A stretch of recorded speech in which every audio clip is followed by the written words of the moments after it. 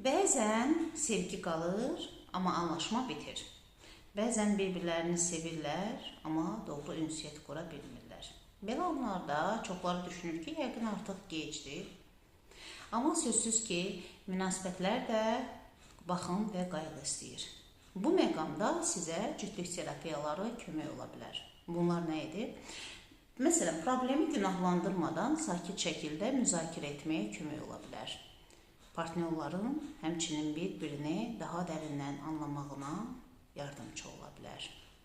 Bunun əlavə, hörmət və sevginin bərpası, yəni yollarını göstərmiş ola bilər.